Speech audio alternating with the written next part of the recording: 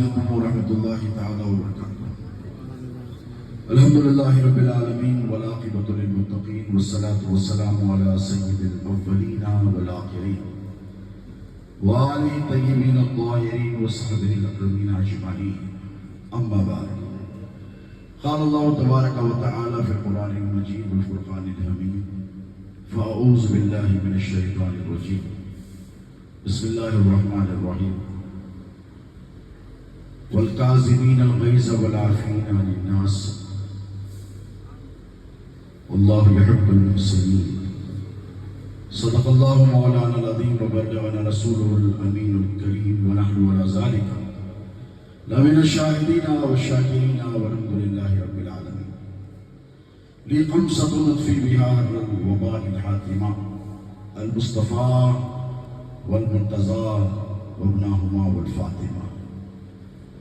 یہ وہ رباعی ہے جو امام شافعی رضی اللہ تعالی عنہ نے اہل بیت اطہار کی محبت میں ڈوب کر ان کے عشق سے، ان کی مودت سے سرشار ہو کر لکھی تھی۔ اور جب کبھی آفات ناگہانی، بلائے آسمانی و زمینی رونما ہوتی ہے تو یہ کل بھی ہمارے لیے سہارا تھی، آج بھی ہمارے لیے سہارا ہے۔ اور بالخصوص جب کورونا آیا تھا تو اپنے پرایوں کی زبان پر بھی یہ رباعی تھی۔ یہ ہمارا وظیفہ ہے اور ہم بچپن سے پڑھ رہے ہیں، لیکن پتہ نہیں آج کیوں اس رباعی کے بارے میں سوچ کر ایک وجد آفری کیفیت تاری ہو رہی ہے۔ پڑھتا تو سال بھروں 365 دن، لیکن 24 ذی الحجہ کو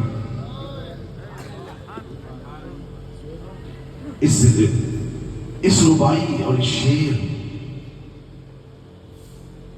کی جو کیفیت ہے وہ یا تو میں محسوس کر رہا ہوں یا اہل علم سمجھ رہے ہیں، اور وہ محسوس بھی کر رہے ہیں۔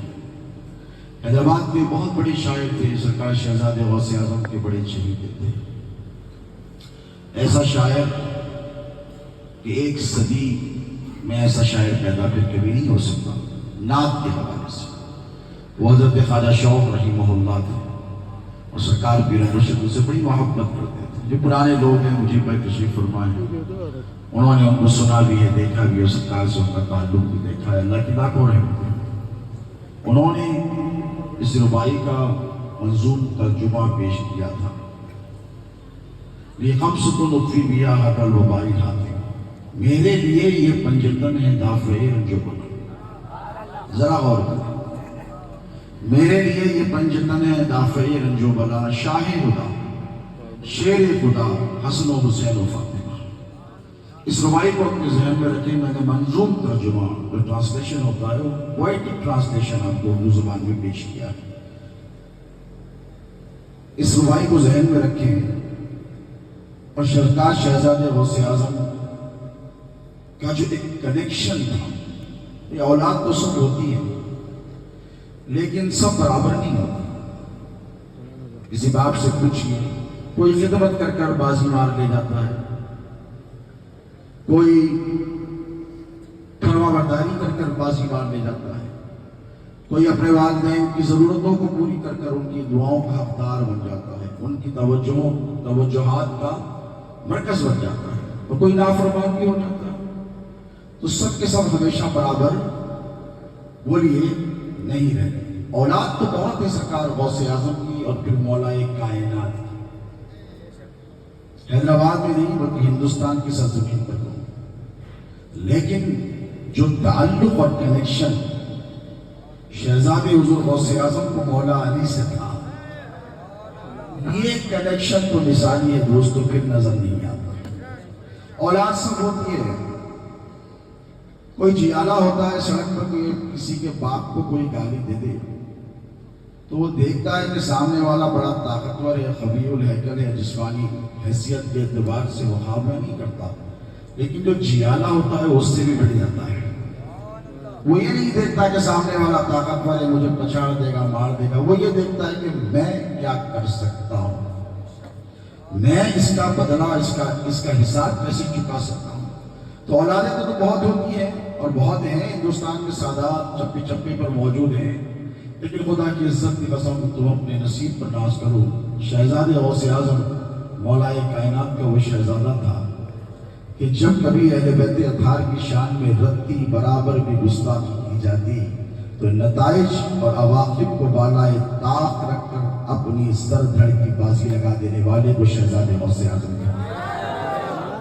وہ نہیں سوچتے تھے کہ سامنے والا کیا کرے گا، یہ مولوی کیا کرے گا۔ آج کل ہیں، بہت ہیں، وہ مفتی صاحب جانتے ہیں، حسن علی بابا جانتے ہیں، یہ ہندوستان پر پھرتے ہیں، ان کو پتا ہے ہماری جنگ سے چلے جائیں گے، ہماری جلوس چلے جائیں گے، ہمارے لوگ ہم سے ٹوٹ جائیں گے۔ شہزادے غوث اعظم نے رہتی زندگی تک یہ درس دیا ہے کہ سب چھوٹتا ہے، چھوٹ جائے، علی کی دامن غلامی کا دامن نہ چھوٹنے پائے، حیدر کرار کا دامن نہ چھوٹنے پائے۔ یہ پریکٹیکل کر کر بتایا ہے شہزادے غوث اعظم نے۔ اور آج اکثر سوچا جاتا ہے کہ بھئی کسی کو کوئی 11 تاریخ ملتی ہے، کسی کو 12 ملتی ہے، کسی کو 7 ملتی ہے، تو اپنے بزرگوں کی تاریخیں ہوتی ہیں۔ حیدرآباد میں بھی رواج ہے، ہمارے بزرگوں کی تاریخ ہم کو ملی ہے، فلاں تاریخ ملی ہے، بڑا ایسے کیسے مل گئی۔ میں سوچتا تھا، لیکن جب شہزادے غوث اعظم کا وصال 24 ذی الحجہ کو ہوا تو میں نے کہا بھائی یہ تاریخ کا انتخاب کسی اور نے نہیں، نجف کے بادشاہ حیدر کرار نے۔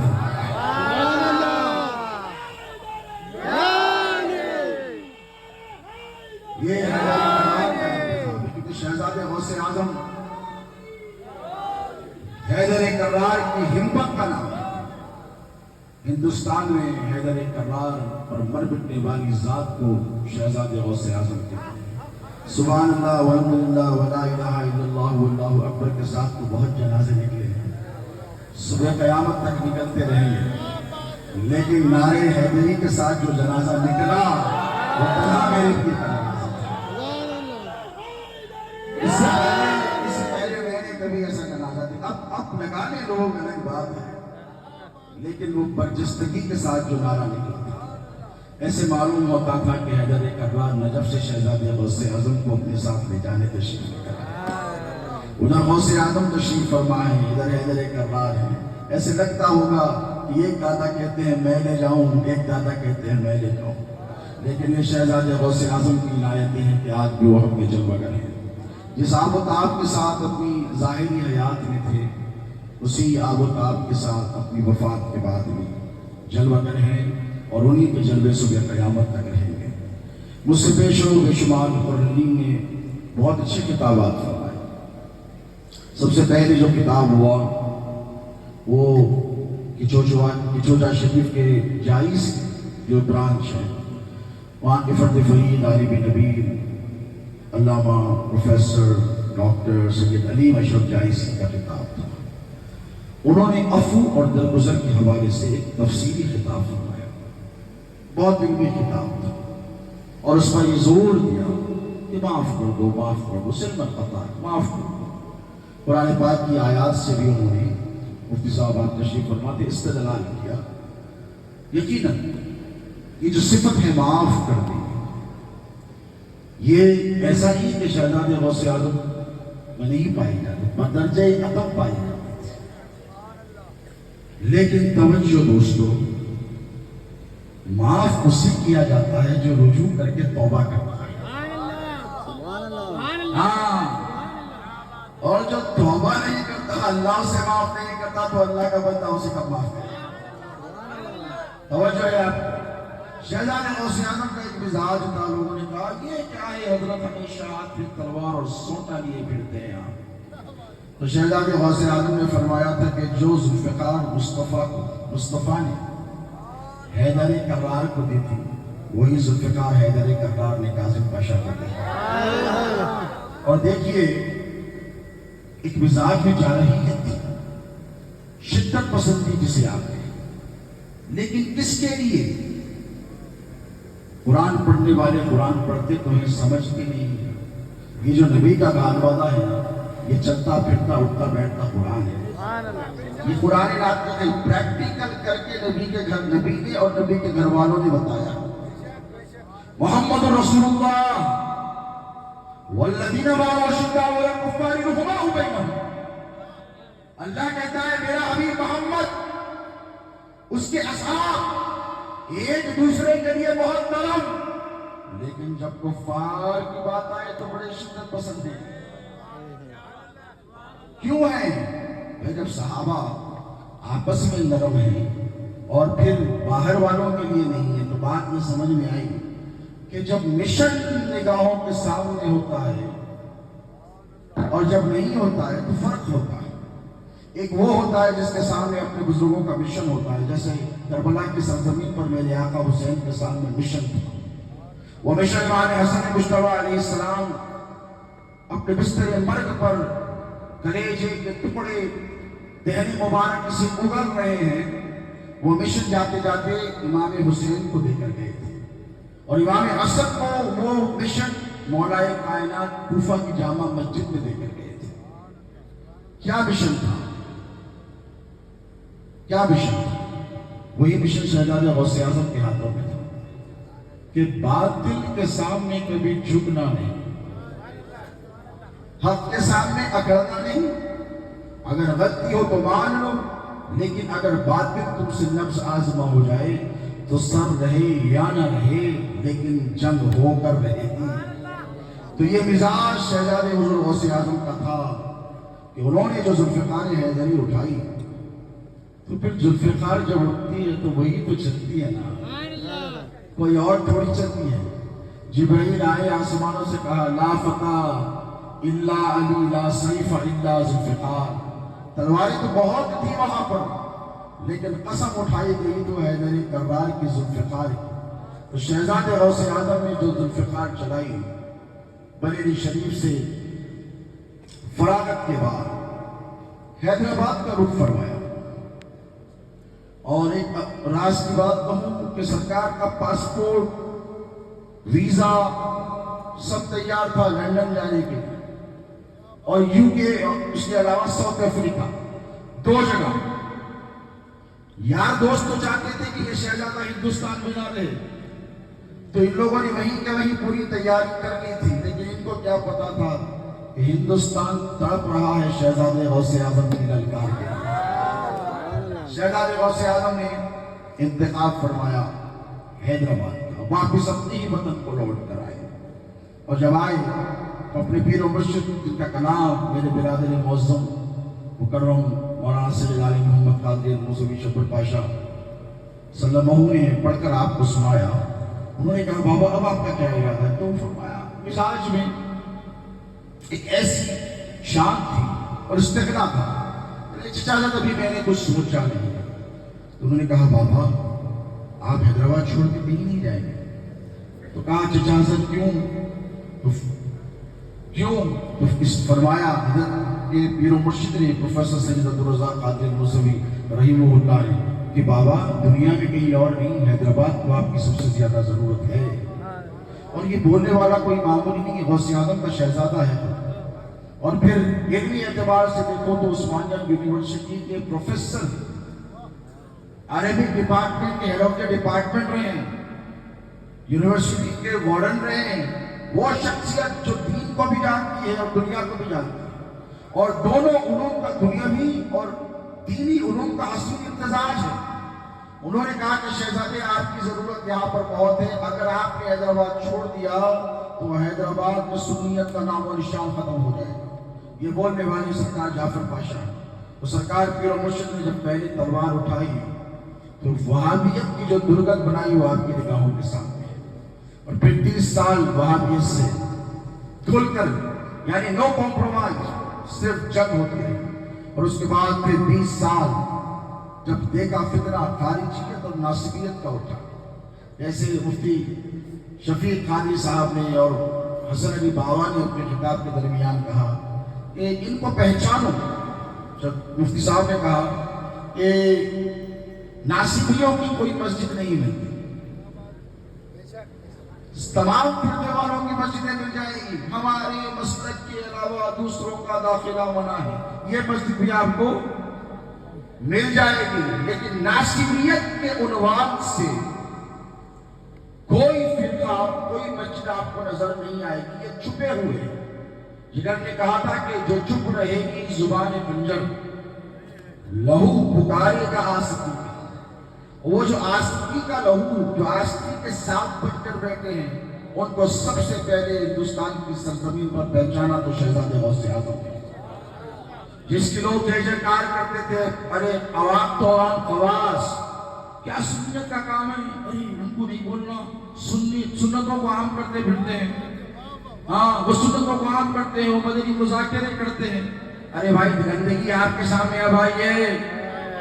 جیسے شبر پاشا نے کہا کہ باطن کی نگاہیں الگ ہوتی ہیں، شہزادے غوث اعظم کا یہ معاملہ تھا کہ شہزادے غوث اعظم نے، تم نے، ہم نے، سب نے اس بارڈر پار گندگی کو